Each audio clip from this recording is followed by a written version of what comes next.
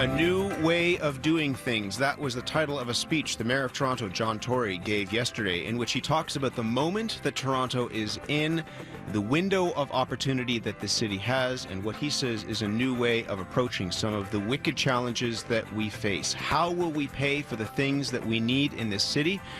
He explores the idea of revenue tools and also talks about, in his words, leveraging some of the value within and unlocking that value within Toronto Hydro. Is he willing to sell off part of Toronto Hydro? The Mayor of Toronto is with me next on Metro Morning. The Mayor of Toronto, John Tory, says he may be prepared to support the sale of part of Toronto Hydro. One of the reasons for selling part of the utility would be to pay for upgrades to the electricity grid. In a speech to the Board of Trade yesterday, the Mayor said, and this is a quotation, "We have an obligation to look at all the options, including unlocking the value that already exists in Toronto Hydro while keeping it in public hands." Mayor of Toronto is with me in studio now. Good morning. Morning. This speech, as I mentioned, was called A New Way of Doing Things. What does that mean to you? Well, it means a couple of things. I talked quite a bit in the speech, Matt, about how we have to do things differently at City Hall because we are still in the sort of pen and clipboard age to a great extent. This city has not invested in people who sign up for rec programs or various other things know that. So I talked about that.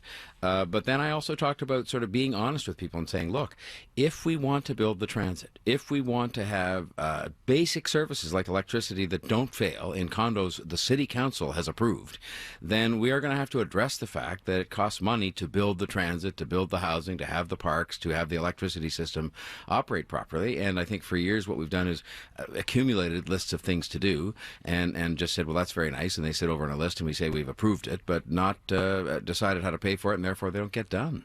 What are the ways that you are looking at paying for upgrading that electricity grid to those condos so that the power doesn't fail is, as I mentioned, looking at exploring the value within Toronto Hydro.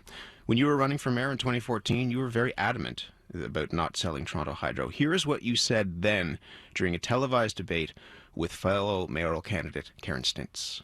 You started off saying you were going to sell 10% of Toronto Hydro. This week we saw that you moved to selling 50% of Toronto Hydro. John, and let me just tell the viewers that Toronto Hydro, in case they didn't know, Toronto Hydro gives the taxpayers and the citizens of this city $40 million plus in dividends every year. So then you're agreeing with me that we should do that? Because this is my question of you. I'm saying that you came out in a very hasty manner and said you were going to sell that off, which I would not do. Mr. Mayor.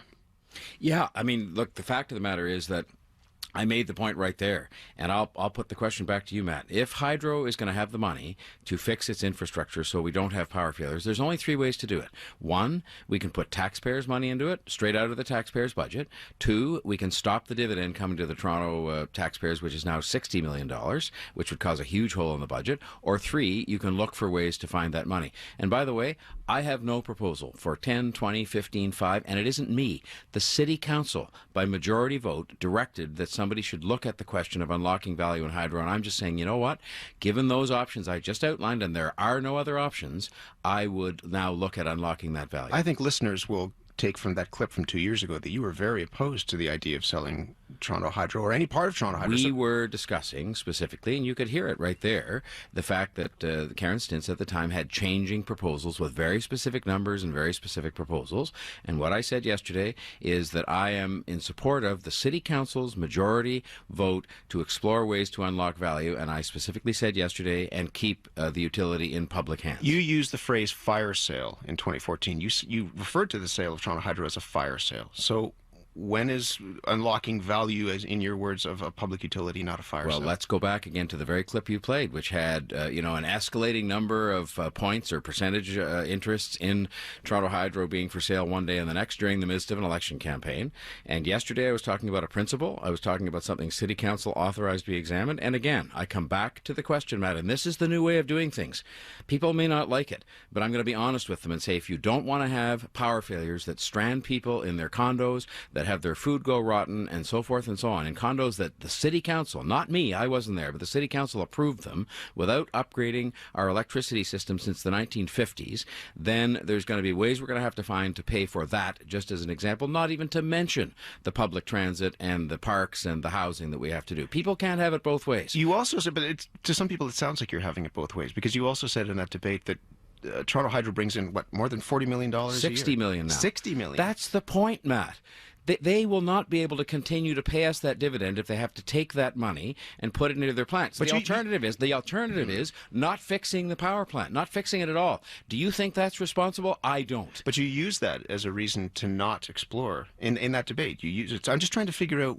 I'm Maybe saying you can explain that I this think to the me. city needs to have the continuing dividend. It's $60 million. It pays for a lot of childcare or a lot of public transportation. We need to have that continued dividend. But the hydro also needs to invest hundreds of millions of dollars in fixing up its plants so they don't have power failures. What would the money, if you were to see council approve the sale of some portion of Toronto Hydro, what specifically would that money do? Well, the first thing the hydro will tell you, its own board of directors consisting of some very accomplished people, is that they need that money to fix their own plant. So I guess for starters, that's what I would say that money should be used for first. If there was more, depending on the valuation, depending on what one did, then I would say exclusively, and I've said this before, dedicated to the city building fund that I created to fund transit and housing so that we don't continue on with the path we've been on for decades in this city where we list projects, transit that's urgently needed, including the downtown relief line, for example.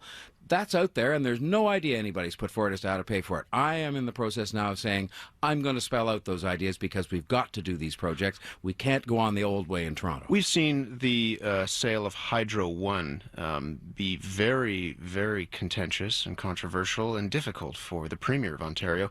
A CBC poll was saying that something like 73% of people in this province oppose this. Why do you think the sale of any part of Toronto Hydro would be different? I think if the report comes back, and again, let's go back to the fact it was a majority vote of City Council to ask someone to write a report, which they're presently doing. So there is no proposal to sell anything at the moment. But if there was some such proposal to unlock some of that value, I would say that if you learn some lessons from where these things have not worked elsewhere, as in terms of the public support, then I hope we're smart enough to sort of take a look at those kinds of things. And I've also been very clear in saying yesterday that if we proceeded down this road, it would be with an end result of having this utility, Toronto Hydro, remain in public hands. And by the way, I would see them continuing to pay us a handsome dividend. I would think there may be opportunities where if they upgraded their plant and so forth, they could pay more dividends over time. So is that code for not selling more than 50%, that you wouldn't sell more? I'm not going to get into what it's code for or what it isn't. We'll get the report and we'll see. But I am saying to you that I always watch what goes on with other decisions and transactions of this kind, and you learn from that. Why do you think people would be opposed to something like this? Because already, I'll tell you exactly why. Because they believe that the ownership of the company, entirely in public hands, partly or this or that, has some impact on rates, and they don't understand the fact that the rates of Toronto Hydro, regardless of who owns it, are regulated.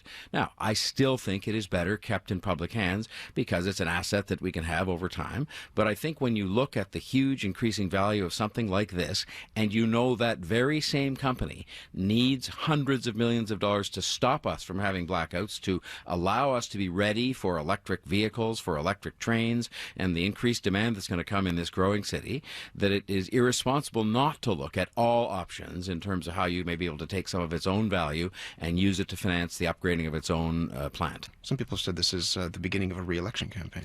No, it's just the beginning of, or not the beginning, it's the continuation of doing your job. I mean, one of the things that I've certainly seen now after 2 years is that we have this long list of projects that are needed. The relief line, more housing, a terrible deficiency of parks in different parts of the city, and we're just addressing them. One of the things that you talk about is revenue tools, and you don't use that word, but you talk about dedicated sources of revenues. And you say, and I want to get this right, I will be supporting a range of measures which are designated to specific operating pressures or capital projects. What does that mean? Well, most specifically with regard to the capital project side, it's the City Building Fund. And I've been very clear on that before. We set up the City Building Fund. We indicated that we would be prepared to have a 0.5% property tax levy to go to initially start to fund that.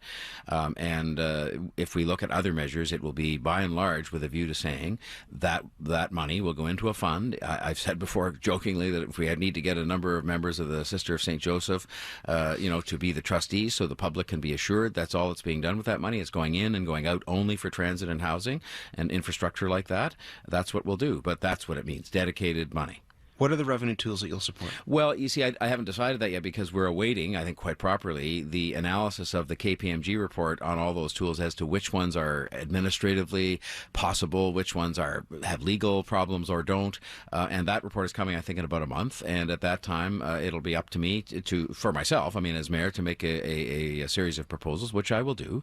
And the city council then has to vote on it. So when will we know which tools you'll support? By the end of the year, at the latest. So it's all part of the budget as well. So it'll all be by the end of the year. And that's one of the other points I'm trying to make about a new way of doing things. I'm trying to be businesslike. I'm trying to be honest. I'm trying to be transparent in saying to people that we have to do this and that I will come forward and I will indicate my own thoughts as to what's best in terms of how to fund this city building fund. But to me, the option of not funding it and not doing anything about these $29 billion in projects is not responsible. You're also a politician, though, and you know that politicians look at, many politicians, and not all, many politicians look at taxes as a four-letter word. They see a tax as something that is like kryptonite to their career. So how will you balance what you say is the need for the city with what I'm assuming is a desire to not just continue to do the job, but be re-elected? Yeah, but you use the word career. I am not a career politician. I don't have enough time left in my career. Okay, so let's not argue about that word. But no, but I'm just saying that I will make the decision on what I think is best for the long-term interests of the city. We discussed, I think off the air, I'm not sure if we discussed it on, but Toronto is at a moment in time right now.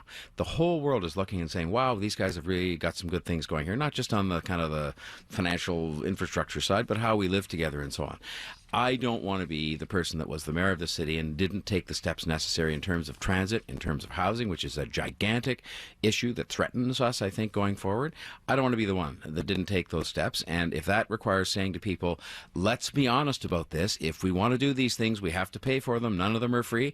I will take my chances that people will admire and respect that honesty, and they will support the measures necessary, as long as you also make sure that they don't think you're piddling that money away down the black hole, so that you have the dedicated fund that's properly managed, and as long as they think on the money you are spending presently that you're being careful about. We are in a moment, and I agree with you. We were talking about that. I think that Toronto is in this spectacular time right now where things are happening and there's a real possibility, it seems like.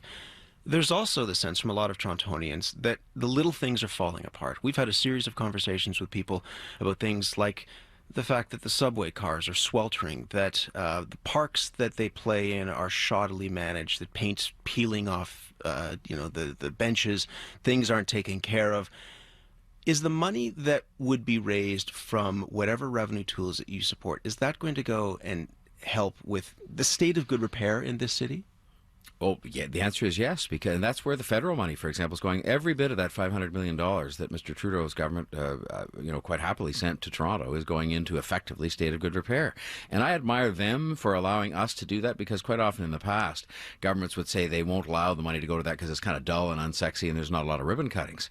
But we're spending a lot of money on that kind of thing now. And I've said we have to do better than broken air conditioning in the summer. I'm just saying to you now, we have to do better than condo towers that have no electrical power 4 or 5 times in a month for a couple of days. But some people find it difficult to square that with a promise to keep property taxes at or below the rate of inflation, and say you can't get what you want if you're not willing to pay for it. It is why we're sitting here, you and me, having the discussion right now about other places you can get that money than property taxes. And I've been very clear, and I got elected saying, and I think a lot of people still believe, that property taxes, as one and the biggest source of city revenues, pose an unfairness on older people, on some groups of younger people that are first-time home buyers.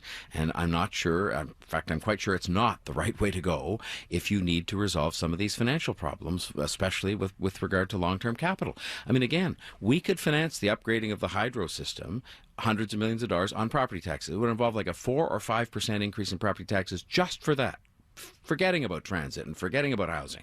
And I'm saying I think we better look at some other options, because I'm not sure. In fact, I'm pretty sure people don't want to pay a 5 or 6% property tax increase just to finance hydro and its rebuild. There have been calls for the city to take care of its own house first before it goes to other levels of government asking for money. Is this, in your mind, a step towards that? Definitely. How can I look Prime Minister Trudeau or Premier Wynne in the eye and say we need more than we're getting when we're not sort of looking at making sure that our finances are in as good a shape as they can be, and that we're prepared to step up and at least, find our share And in most of the programs they're now putting forward are saying we have to put up our share.